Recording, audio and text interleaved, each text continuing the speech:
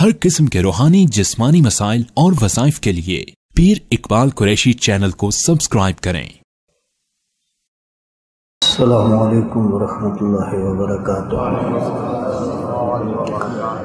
الحمدللہ نحمدہ ونستعینہ ونستغفرہ ونؤمن بہ ونتوکل علیہ ونعوذ باللہ من شرور انفسنا ومن سیئات اعمالنا من یہدہ اللہ فلا مضل له ومن یضللہ فلا ہادی له ونشہد ان لا الہ الا اللہ وحدہ لا شریک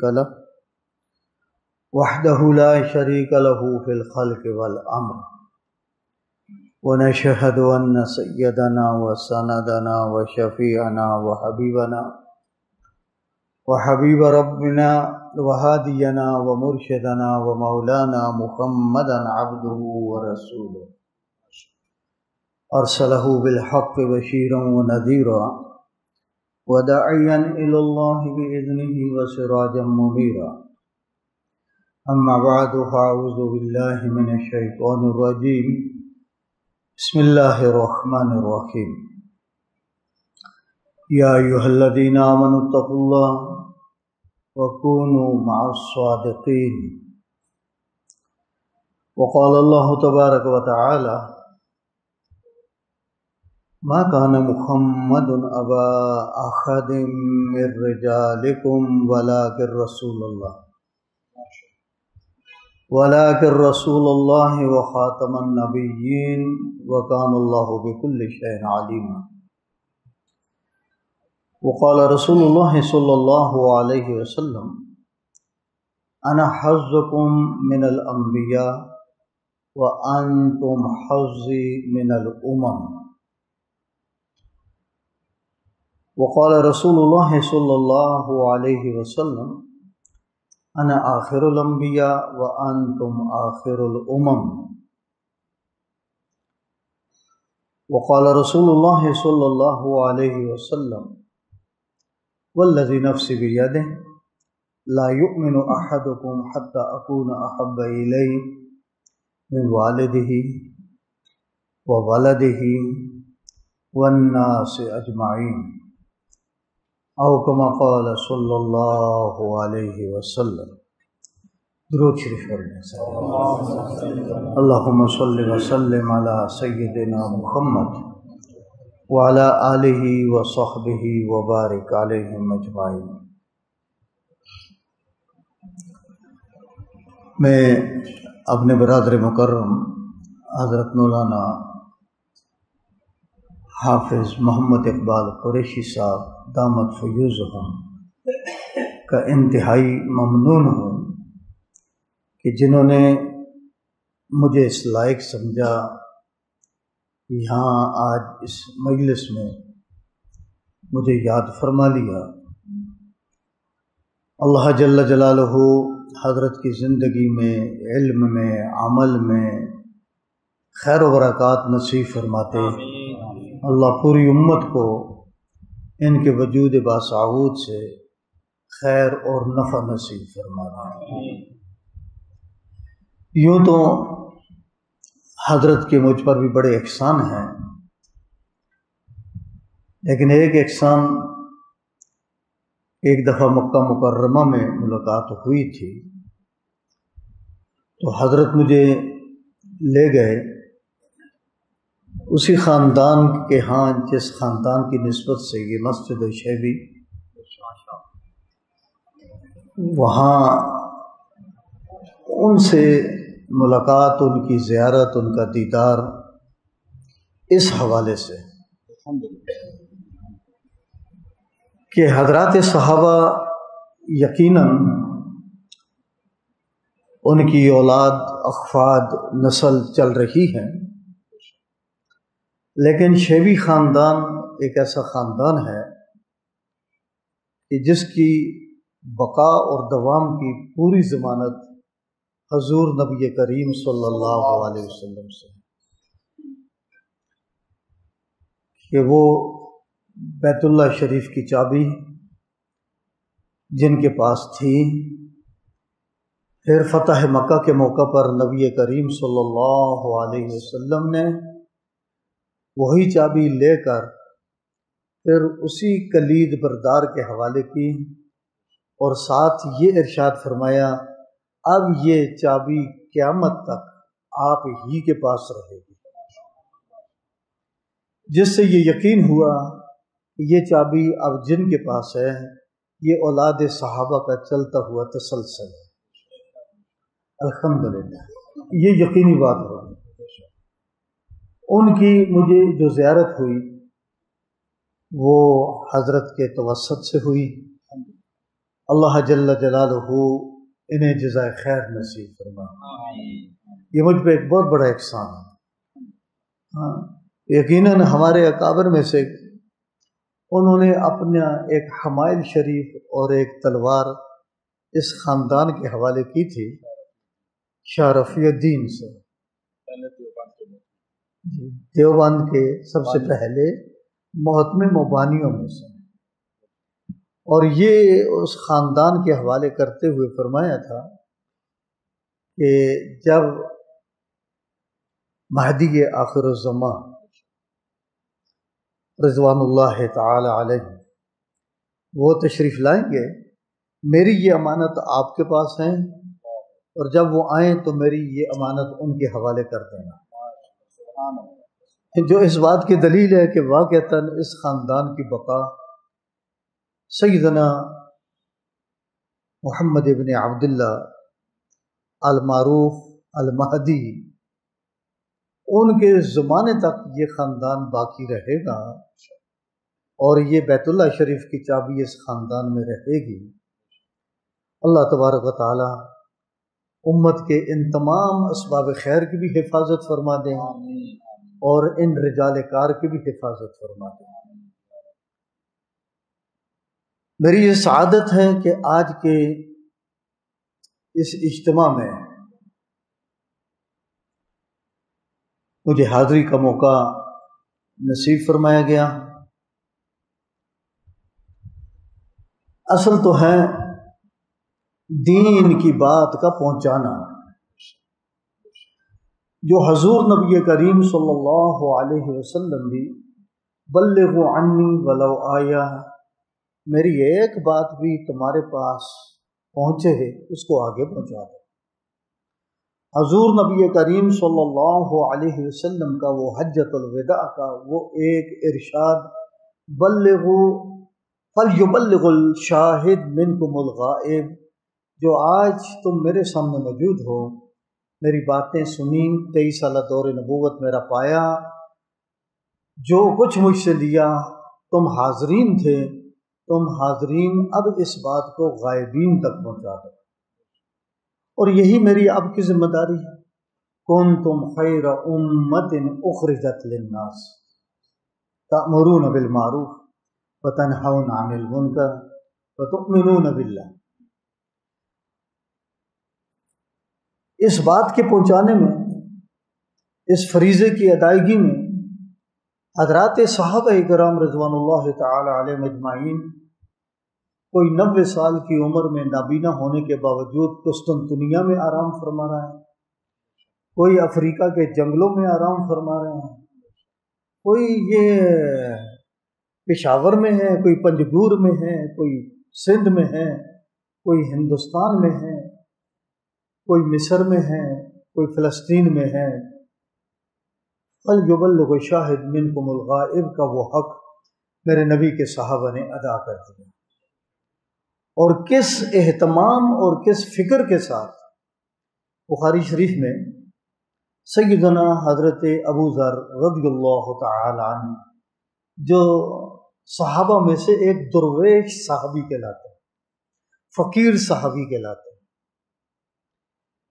ان پہ ایک ایسا زمانہ آتا ہے کہ ان کے اپنی اس دینی تسلب کی بنیاد پہ ذرا پابندی لگ جاتی ہے کہ آپ لوگوں پہ یہ سختی نہ کریں۔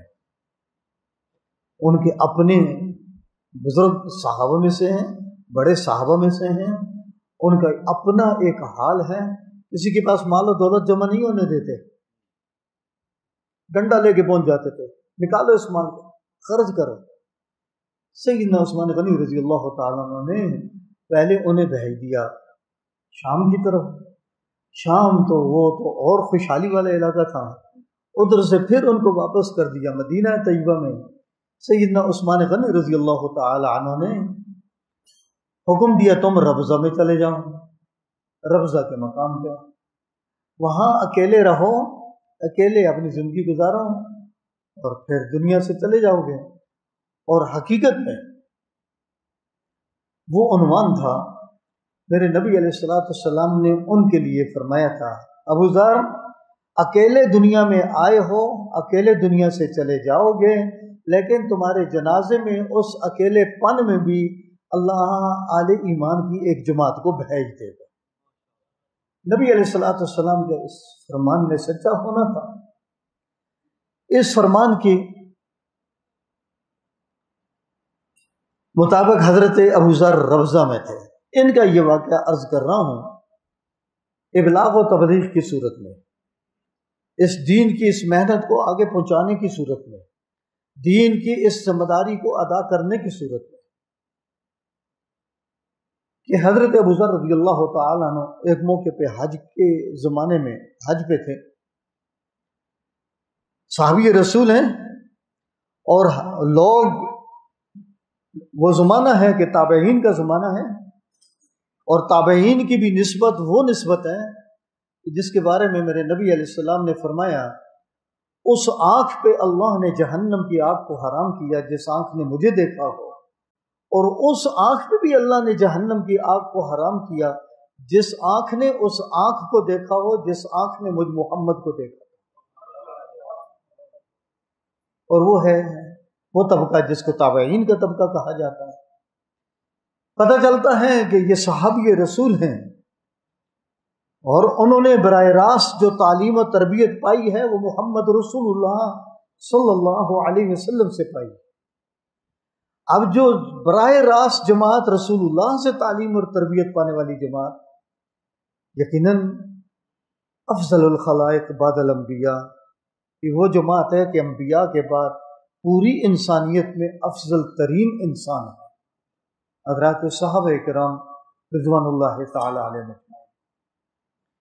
تو لوگ ڈھونڈتے ہیں کون ہے صحابی رسول۔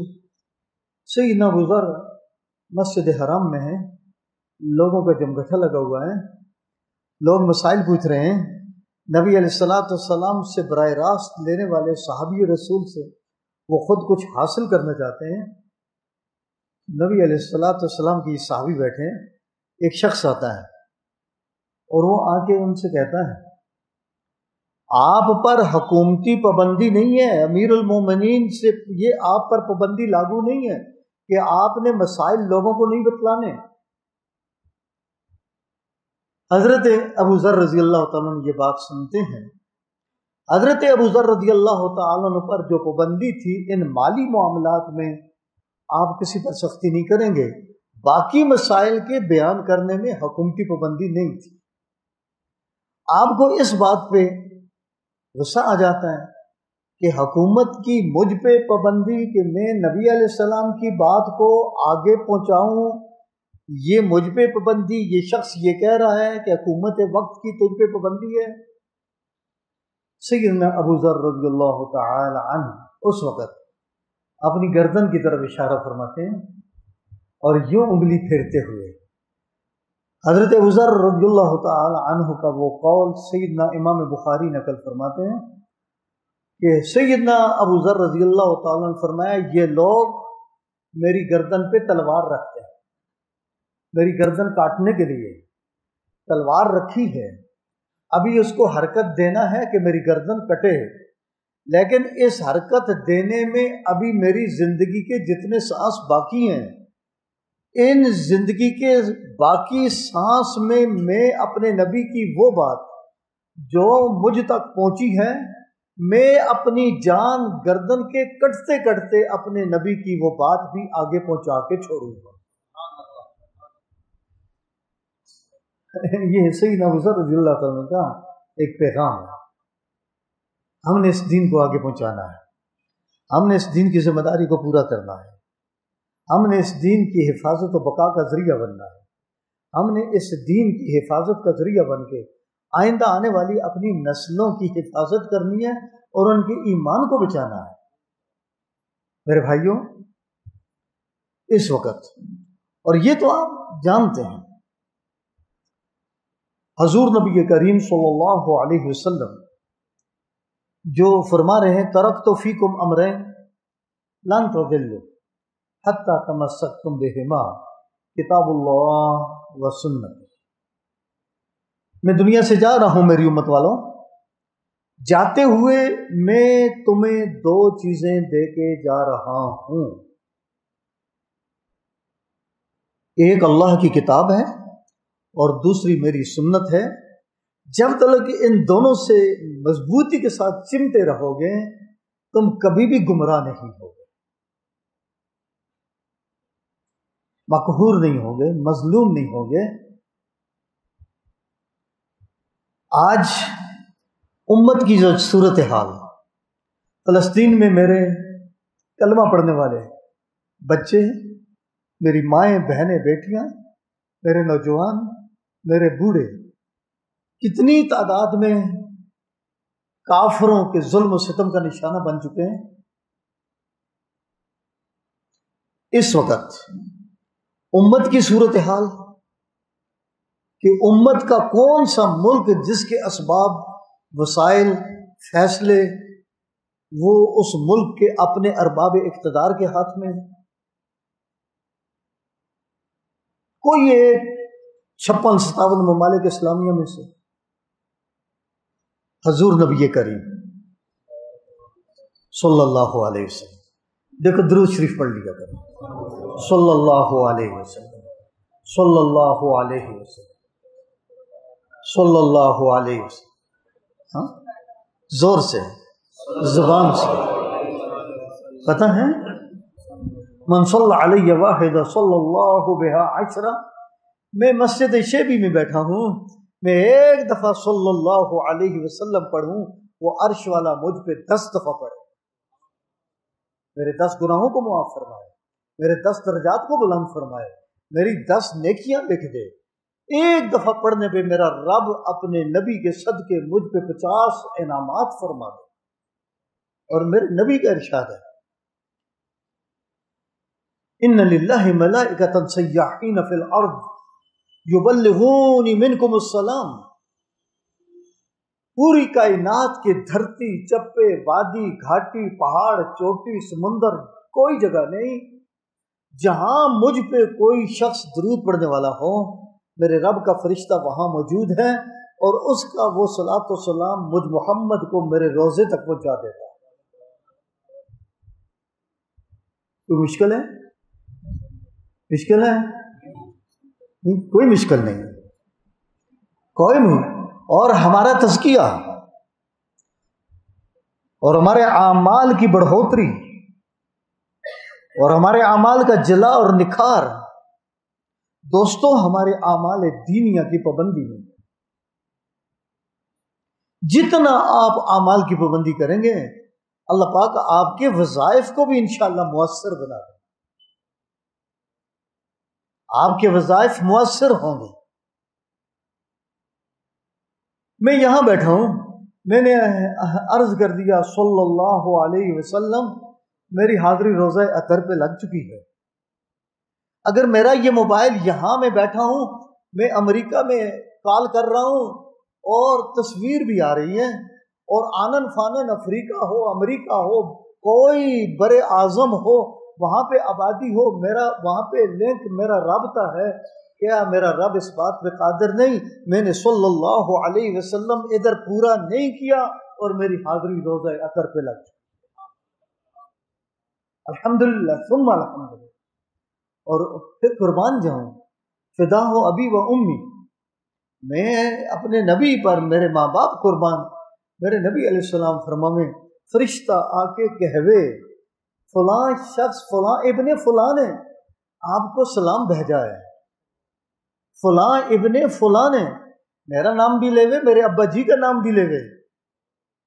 بھائیو کتنی خوش قسمتی ہے، میرے نام کے حوالے سے میرے ابا جی کا نام بھی میرے نبی کے سامنے آ جائے، کتنی خوش قسمتی ہے۔ میرے نبی علیہ السلام کے ارشاد ہے، میں بھی اس کا نام اور اس کے باپ کا نام لے کر اس کے سلام کا جواب واپس کرتا ہوں۔ اور آپ کو پتہ ہے نبی علیہ السلام اپنے ایک غلام کے دروازے پہ گئے، دروازے پہ جا کے السلام علیکم اہل البیت ادخل۔ اہل علم جانتے ہیں سلام استئذان ہے، کسی کے ہاں جانے سے پہلے اجازت لو اندر جانے کی، اور نبی علیہ السلام کا جو طریقہ، سنت طریقہ، آج تو بل بجا دیں، دروازہ کھٹکھٹا دیں، لیکن بغیر اجازت کسی حال میں اندر نہ جائے کسی۔ خود نبی علیہ السلام اپنے غلام کے دروازے پہ جا کے کھڑے ہو کے السلام علیکم اہل البیت ادخل، اے گھر والو تم پہ سلام ہو، میں داخل ہو جاؤں گھر میں۔ غلام ہے، صحابی رسول نے آواز کو سنا، آواز کو پہچانا، آج میرے گھر والوں پر سلام کی دعائیں کس کی طرف سے آ رہی؟ اگر میرا نبی مجھ پہ سلام بھیجے کیا میں خوش قسمت نہیں ہوں؟ میرے نبی کا سلام مجھ پہ آوے کیا میں خوش قسمت نہیں ہوں؟ جی، صحابی رسول نے آواز سنی، پہچانی، نبی علیہ السلام دروازے پہ کھڑے، اور وہ یہ السلام علیکم اہل البیت ادخل، وہ دروازے کے پیچھے آ کے کھڑے ہو گئے، آہستہ سے کہا وعلیکم السلام۔ نبی علیہ السلام کو آواز نہیں پہنچی۔ حکم ہے 3 دفعہ بل بجا دو نا، 3 دفعہ دروازہ کھٹکھٹا دو نا، اگر کوئی اجازت مل جائے تو جاؤ، 3 دفعہ کے بعد بل شل نہ بجاؤ، دروازے نہ کھٹکھٹاؤ، نہیں گھر والے کو باہر نکالنا ہی نکالنا۔ 3 دفعہ سلام کر لیا، آواز جواب نہیں ہے، واپس چلے جائے۔ نبی علیہ السلام نے 3 دفعہ السلام علیکم اہل البیت ادخل، جواب نہیں سنا، جواب دیا ضرور، آپ نے نہیں سنا، دوبارہ سہبار نبی علیہ السلام واپس ہو گئے۔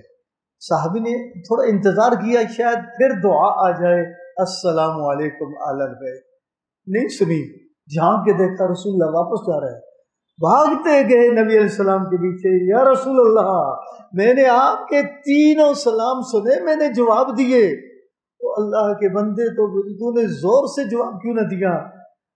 یا رسول اللہ میرا دل کر رہا تھا آج زبان نبوت سے سلام نکلتا رہے اور میرے گھر پہ سلامتیاں نازل ہوتی۔ اللہ اکبر، اللہ اکبر۔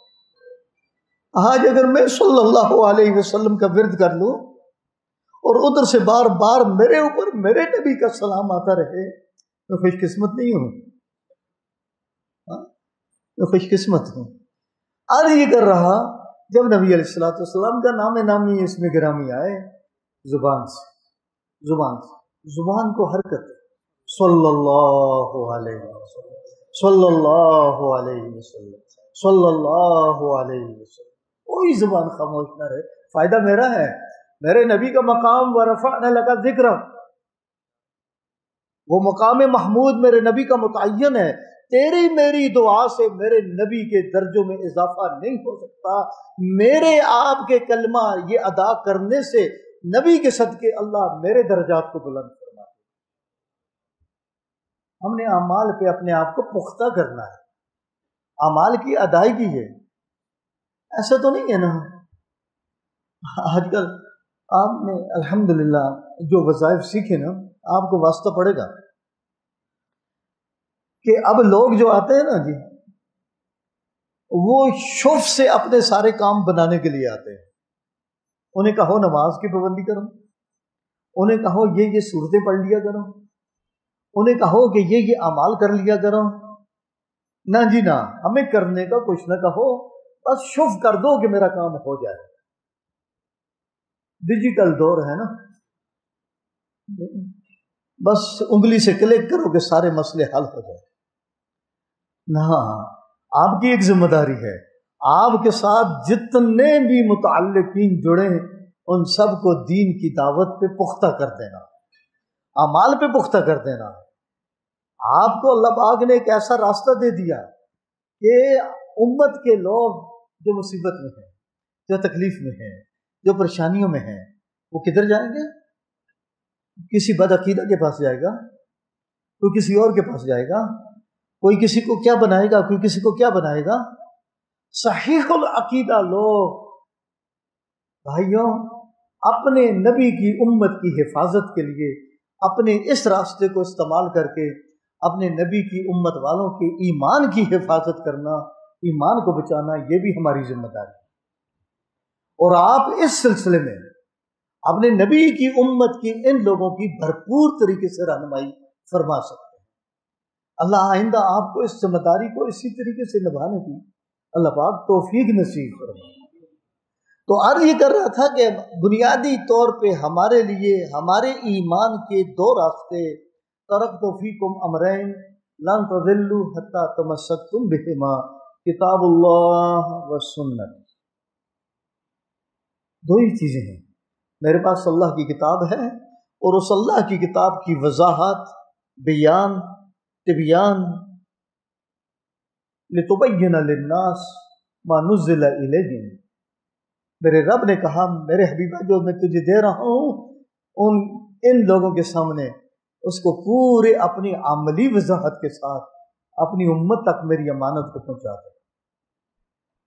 اور اسی امانت کو پہنچانے میں عرض یہ کر رہا تھا کہ سیدنا ابو ذر رضی اللہ تعالیٰ عنہ کا یہ فرمان، میری گردن پہ تلوار رکھیں، تلوار کو حرکت دینے سے پہلے جتنے میرے سانس باقی ہیں، ان باقی سانسوں میں میں نے اپنے نبی کی ایک بات سن رکھی، میں ان باقی سانسوں میں بھی وہ بات پہنچا کے چھوڑوں گا، اپنے نبی کی بات اپنے دل پہ لے کے نہیں جاؤں گا۔ یہ صحابہ نے ذمہ داری کو لیا۔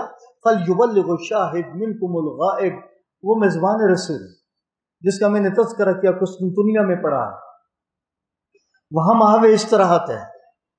جس نے نبی علیہ الصلوۃ والسلام کی مدینہ طیبہ آمد پہ جس انداز سے اپنے نبی علیہ السلام کی مہمان نوازی کی آپ کے سامنے ہے، سیدنا ابو ایوب الانصاری 90 سال کے ہو چکے ہیں، بینائی بھی جا چکی ہے،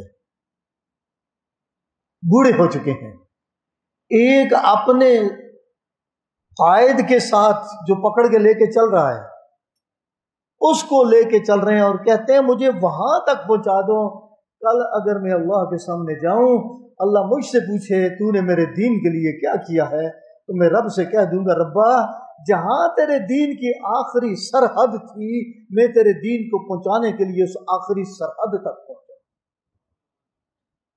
اس عالم میں بڑھاپے میں نابینا ہونے کی صورت میں ہمیں تو اللہ پاک نے ابھی سالم ثبوت رکھا ہے، الحمدللہ، اور صحت و سلامت رکھا ہے۔ آج کا یہ دور میرے بھائیوں آپ کے سامنے جو ماحول بنا کہ ہماری سپریم کورٹ کی طرف سے ایک فیصلہ، میں اس کو متنازع نہیں کہوں گا، ظالمانہ فیصلہ کہوں گا، متنازع نہیں ہے۔ متنازع تو وہ ہے کہ جائز ہے یا ناجائز ہے، صحیح ہے یا غلط ہے، نہ سراسر غلط ہے۔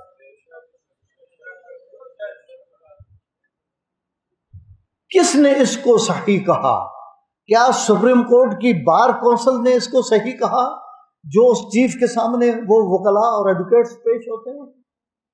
کیا صوبائی تمام بار کونسلوں کے جو ان کے ریفرنس آ چکے ہیں انہوں نے اس کو صحیح کہا؟ کیا امت کا کوئی کلمہ پڑھنے والا علماء کو چھوڑ دیں؟ علماء میں تو خواہ الزام لگاتے ہیں، مولویوں کا تو کام ہی یہی ہے۔ ہر کلمہ پڑھنے والا جو محمد مصطفیٰ کا غلام ہے انشاءاللہ العزیز وہ اپنے محمد مصطفیٰ کی ختم نبوت کا تحفظ اس کے ایمان کی بنیاد ہے، انشاءاللہ بہرحال بنیاد ہے۔ میری یہ مسجد ختم نبوت کا صدقہ ہے، میرے یہ اعمال ختم نبوت کا صدقہ ہے، میری یہ مسجد کے اعمال نماز، روزہ، زکوٰۃ، حج، اعتکاف، آپ کی یہ مجالس ختم نبوت کا صدقہ ہے۔ وہ کون سی چیز ہے جس کا تعلق ختم نبوت کے ساتھ نہ ہو؟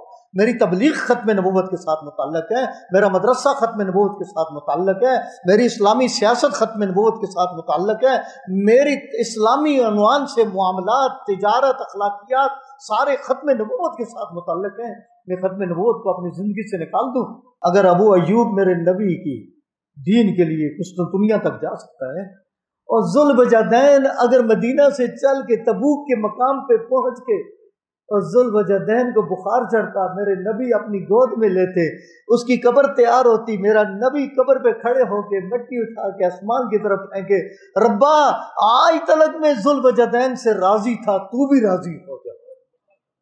اگر میرا محمد میرے قدموں پہ راضی ہو کے میرے رب سے درخواست کر دے، میرا رب مجھ سے راضی ہو جائے، سودا مہنگا نہیں ہوگا انشاءاللہ، اور انشاءاللہ اللہ راضی ہوگا۔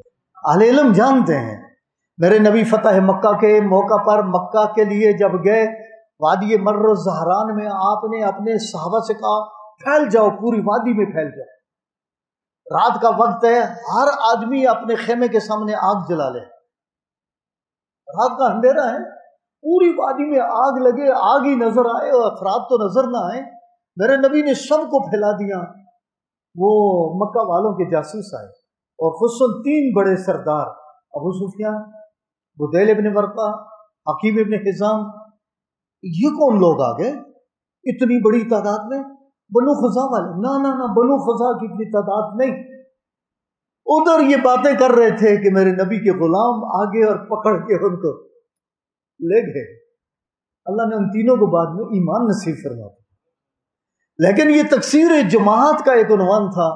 جتنی آپ ان ریلیوں میں یا ان اجتماعات میں اپنی کثرت جماعت کا اظہار کریں گے، میں قسم کھاتا ہوں ہمارے ایٹم بم سے نہیں ڈرتا کفر، ہمارے ہائیڈروجن بم سے نہیں ڈرتا کفر، یہ تو ہم ان کے مرہون منت ہے، وہ ہمیں F-16 بھی دیتے ہیں، وہ ہمیں وہ بھی دیتے ہیں۔ میں قسم کھاتا ہوں آج بھی کفر ڈرتا ہے تو تیرے میرے ایمان محمد سے ڈرتا ہے۔ اسی ایمان کو زندہ رکھنے کے لیے ہمیں اپنے نبی کے ساتھ وفا کا ثبوت دینا ہے۔ میری درخواست ہوگی آپ سے، آپ انشاءاللہ اپنی حاضری کو یقینی بنائیں گے، اور آپ کو مبارکباد پیش کرتا ہوں، اور اپنے پیر صاحب حافظ محمد اقبال قریشی صاحب دامت فیوزہم کا میں انتہائی ممنون ہوں۔ اللہ تبارک و تعالیٰ ان کی شب و روز کی اس محنت کو مزید ترقی، دن دگنی رات چگنی ترقی نصیب فرماتے۔ اللہ ان کے ان علوم کو پوری دنیا میں عام کرتے۔ اللہ مصیبت زدہ لوگوں کے لیے، تکلیف و پریشانی میں مبتلا لوگوں کے لیے اللہ آسانی کا ذریعہ بنا دے، اور اس درجے میں اللہ ان کے ان علوم کو آگے پھیلانے میں اللہ آپ کو قبول فرما لے۔ وما علینا الا البلاغ۔